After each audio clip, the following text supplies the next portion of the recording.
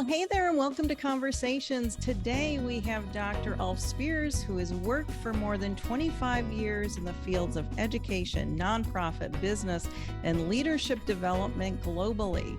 He serves as the president and senior consultant of Strategic Leadership International, a global organization that provides leadership training to leaders and organizations through consulting, coaching, training, and mentoring. He is an expert speaker and dynamic educator, providing practical, academic, and spiritual perspectives that address issues affecting human, social, business, and spiritual development globally. Dr. Spears has a passion for empowering leaders and organizations to be innovative, creative, and proactive industry pacesetters. Dr. Ulf Spears, welcome to the show. Thanks for having Hey, me. yes. How are you doing today? Good. Tell us where you're coming from.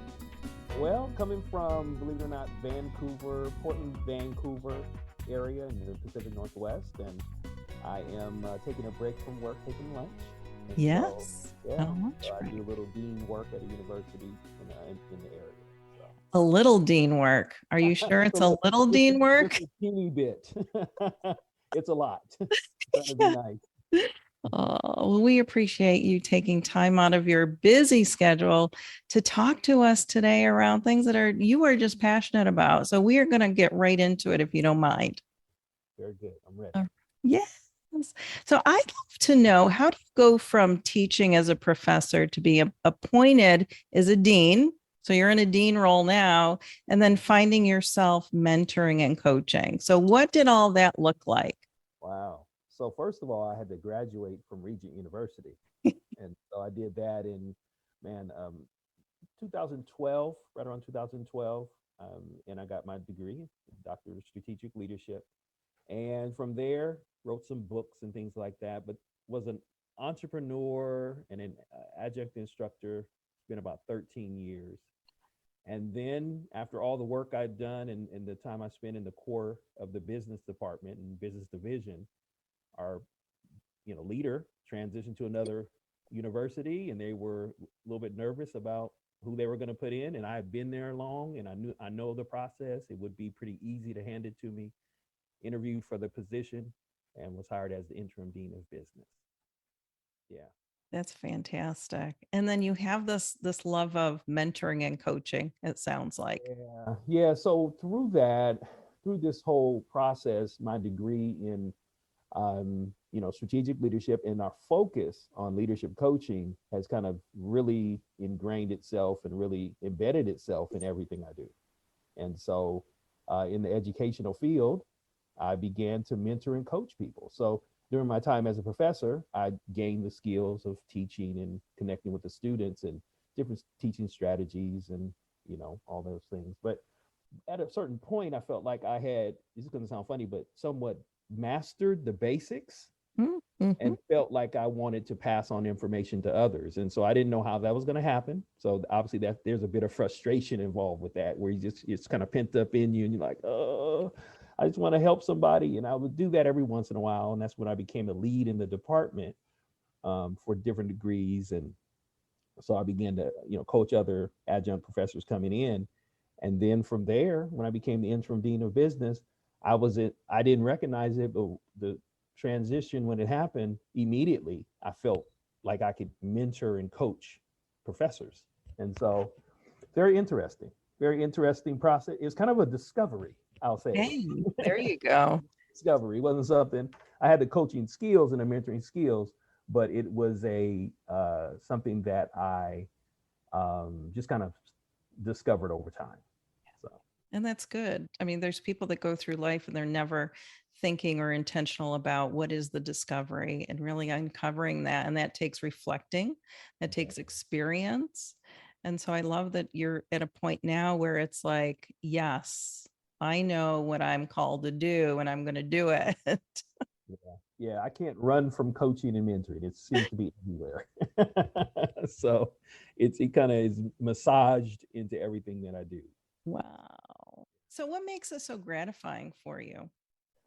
I think, when you get information, I'm not that guy who likes to get information, and then it just kind of goes out into, and I'll just use this word, into the ether.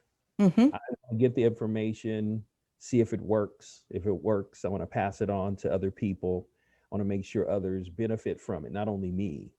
And so every time I get information or I learn something new or step to another level with that, that God has before me, I want to be able to pass on what I've learned. And so that's that mentoring piece. And then the coaching piece is just, being able to help people develop skill, Mm-hmm. in whatever they're doing. So in this situation I'm in, or in the job I'm in now, is helping professors get skill in teaching and dealing with students. And so I coach them, and it's kind of it's interesting. I get so excited about doing it, and people are like, "You kind of look like you enjoy your job," and it's really, I enjoy being a dean, but I enjoy what I get to do as a dean. And so, and I kind of created, it's a little different than the traditional educator because they're a little bit more regimented. I have a regimented piece to what I do, but I'm always available. I'm coaching all the time. I'm mentoring all the time. I'm meeting with students, meeting with professors. I still do all the administrative stuff, have some help here and there, getting that done. But overall, I just make that kind of the centerpiece of what I do. No matter what I do, I kind of make that the centerpiece of what I do. That's awesome. So why don't you give us an idea of what that looks like? So where are you? Do you have a schedule and people are signing up to get mentored or coaching? What does it look like? Because I know that you talked about some non-traditional things. So what does that look like for you?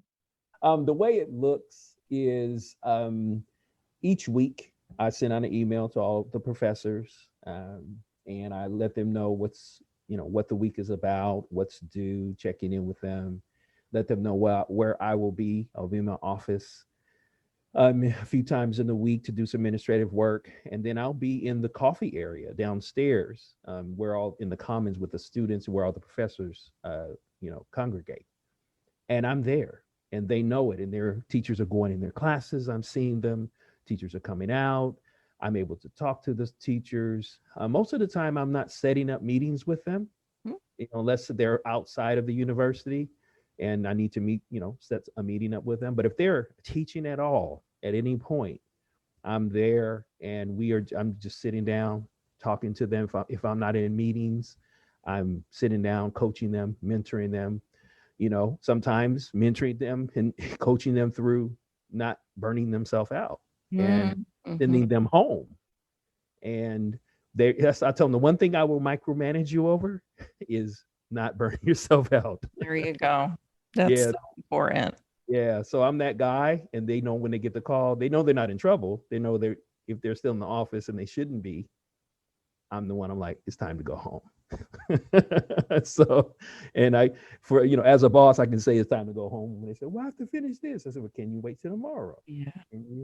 So it's life balance, it's teaching skill, it's mentoring from having done it for the period of time I've done that. And then it's also that whole coaching piece of getting them ready. We had several international professors come. And so they came from, like United Nations, working with them, doing all kinds of support behind the scenes, all that stuff, and they have this great experience, and they have the doctorate, and they're good Christian people, but they didn't have a lot of teaching skill. But we hired them because they can do seminars and trainings. They do it at a real high level. So I had to spend a lot of time talking them down, making sure that they knew that they had somebody in their corner and that they're not doing this on their own, and having somebody to bounce something off and let them know that their job is not on the line if they make mistakes. I say, I expect you to make mistakes. We wouldn't have hired you if we thought you couldn't do your job. You just have to. No one's perfect. Learn the skill and learn the craft of, of teaching. And so, and finding out who they are as a teacher, who they are as a professor, and not trying to mimic me or someone else. So that's what I would say. I'm meeting that area down, in the Commons area where the coffee shop is. And then I also have times where I meet up in my my office. That's awesome. You know, what's interesting, you said a couple things that keep coming up, and it's about, you know, with the mentoring and you being able, because you know where you have been and you're able to help them with that. And really that knowledge transfer is so important in the workplace. And I think many times leaders are forgetting that we learn a whole lot over a lifetime, and really being able to engage with others and, like I said, transfer that knowledge over to whether it's new generations or whether it's people who, like you said, they've had their careers and they're coming in to teaching now. That's really important. And then the other thing is those quick connects that you're talking about, being in the coffee shop, still connecting with your people, for them knowing that it's okay for them to stop, and you're going to be there for them, that they know that and they're encouraged to do that. And so many times internally, that's the message that I'm trying to get out to folks in order to create that culture of coaching, those quick connects, just those few minutes. If it's just a few minutes and you can get through something very quickly with somebody, that's a prize. That is something that people really can take with them and feel good about moving forward in their day. Yeah. Yeah. So I think it's very interesting because it's a bit more spontaneous, and it's a bit more fluid, you know? And so at first, some people struggle with that. And so, but when they recognize that, oh, I can ask him something and strategize right here before I go back into the class because I'm on break. Or I can have another class and it's going to come up again and I need to ask him about this, or, you know, and then I'll tell him when I don't know something. I'm like, I don't know that. It's okay.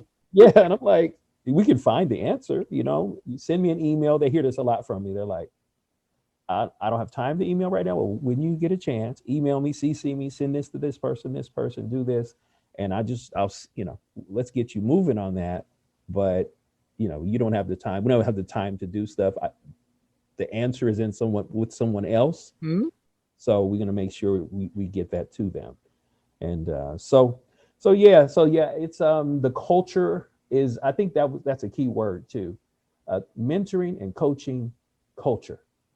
Yeah. That means that people are not punished for growing. Mm-hmm. They're not punished for making a mistake. You know, obviously if there's something that is just bad and you know, or it just continues, so on and so forth, as a dean, I have to do something about that. But I'm going to give people every opportunity to succeed. Mm. So I always tell them, I said, so don't be afraid to fail. I said, but obviously respect the students, respect the school. You're representing us. That's right. But find your teaching style. Okay. Find out how you communicate best with the students. Find out, you know, and I just go through it and I'll just tell them. And so I think it's been, we're in the middle of a third through the second semester. And, you know, I think it's working. Mm-hmm. I think it's working. And so I've heard a few comments about, we like what's happening. We like the way that the vision is going because, you know, we like the fact that you're available to us and that you're not so busy. You know, I always tell people the emails are okay, but they take too long. Mm-hmm. You know, I can't get to you. I mean, you can't get to me. So call me or text me or let's meet face to face. That's right. So I do more of my work sitting in the, you know, commons area. So I connect not only with the professors, with the students, but I also connect with the admissions, registrar, counselors, you know, tutors, student services, cafeteria, the you know, higher administrators, VPs and president, they're walking through. Hey, everybody needs their coffee. Yeah, and they know where I am. They're like, I'm like, hi. So I might see everybody way more than I would if I'm sitting in my office and just doing administration, you know. So that's what I'll say about that. Yeah, that's awesome. So let's talk about professors and are there signs of a good professor or not such a great professor? What say you there? Yeah, I would say there is, and I say it from this perspective. I worked at several universities, and there's a perspective, there's a profile of a good professor at each one of them. Okay. And so at the university I work at, the profile is um, real life experience in the workplace, some kind of advanced graduate degree, master's or doctorate or PhD level, and then the ability to take theory and put it into practice. Mm. So that's hard for some professors in other universities, because I remember seeing the people real clinical. They could teach and they're clinical and they could do a 3-hour PowerPoint and they could just teach, but they couldn't apply many things. And then the other piece is it was hard for them to practically break it down into real life shoe leather and walking it out. Mm. And so, yes, for what we do, we need people who can translate all of that theory, all of those models, all of that information into reality and make a prepared worker, prepared leader out of our students that are there. And so guess what? I'm mentoring the professors. I'm looking for them so I can mentor them and grow them so they don't have to be finished yet. They don't have to be great at what they do yet. So they can have the potential. And then the professors will mentor the students. So it's not, that's the other thing. I'm looking for, in a good professor in what we do, mentors and coaches. We have smaller classrooms. So we're not trying to teach, we're not flocking people. We're more small grouping people and one-on-oneing people. And so, somebody has to be comfortable with that. And so I would say for what we do, there is a profile. They need to be somewhat forgiving of themselves and forgiving of the students. That's an interesting statement to say, probably. Secondly, they need to have the credentials to be able to at least back up what they're doing. And then they have to be able to have the practical application of know how to do that, or at least learn how to do that. And then they have to be able to do basic administration, and then they have to be willing and patient with students, because we have students of different diverse backgrounds. And then they're, Christian students. And then they're also, we're Hispanic serving. And so there's little pieces that go with that. So they have to be willing to meet students on different levels. So for us, there's that criteria. But the few things I see in people, number one, if they are a good professor, like just innately, man, they have a ability they're personable. Mm. Number one, I'm like, huh. Secondly, they're in the community, they're doing something, for whatever area they're passionate about. 3, they've always wanted to teach.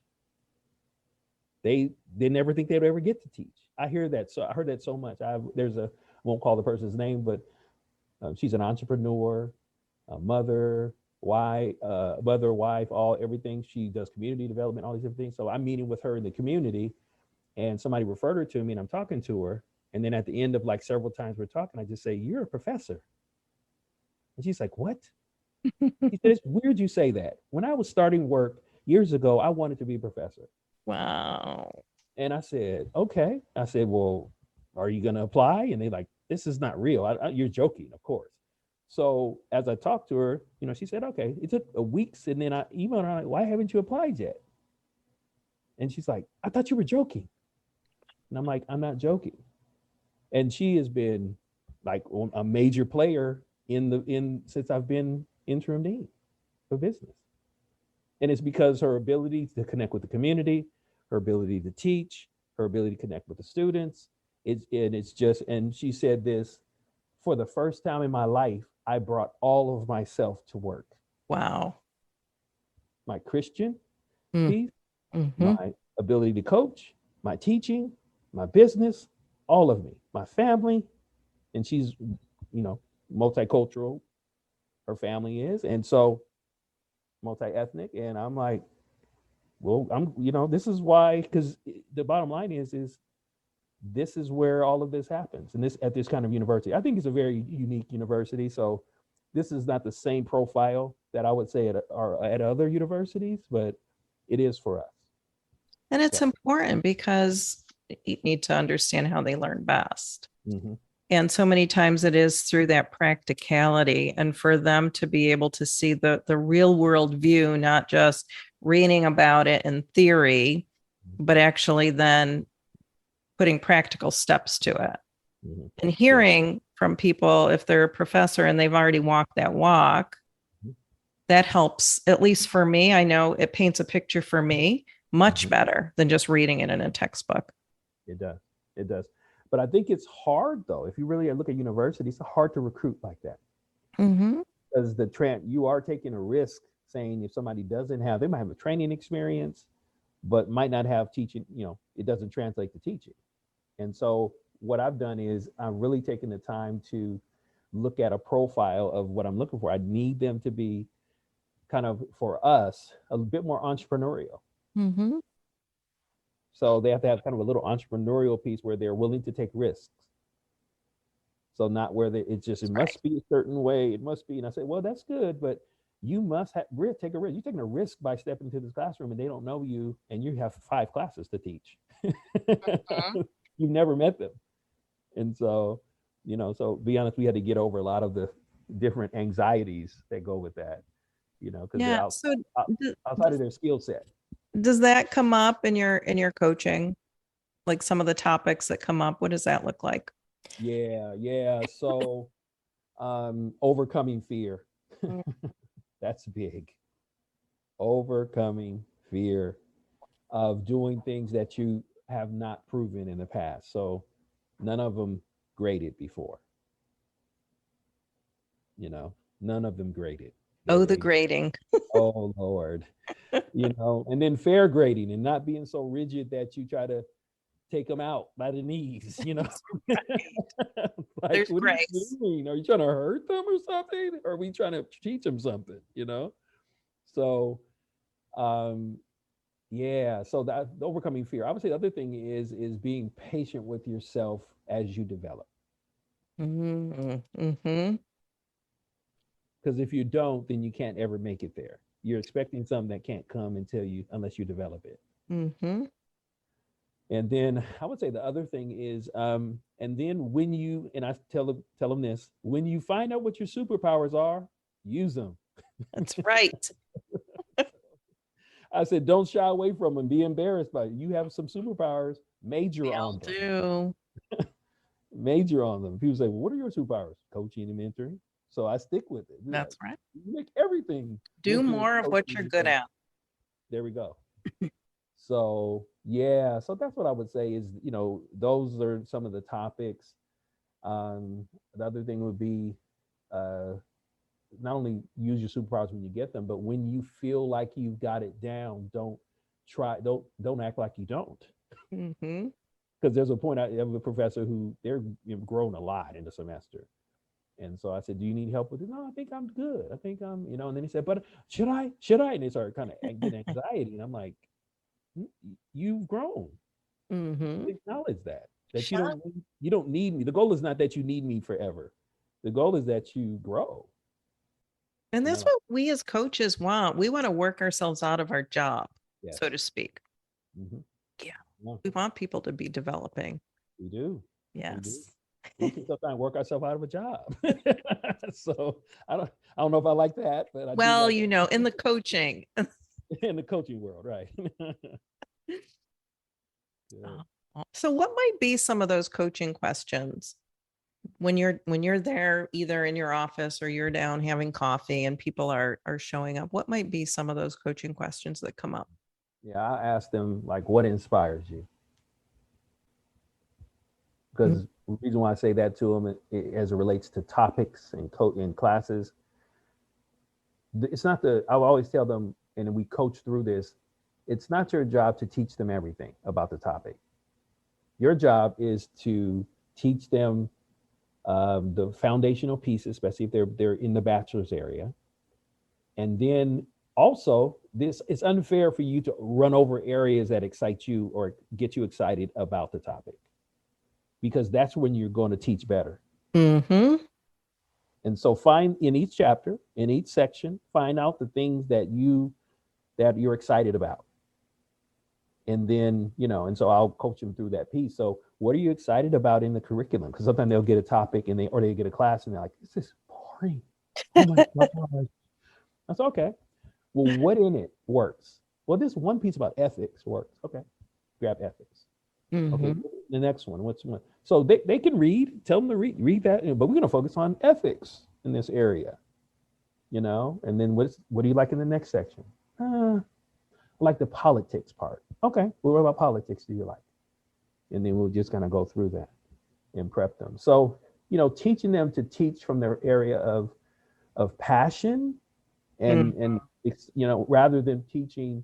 And so I used to hate when I taught stuff I didn't want to teach, because they knew it.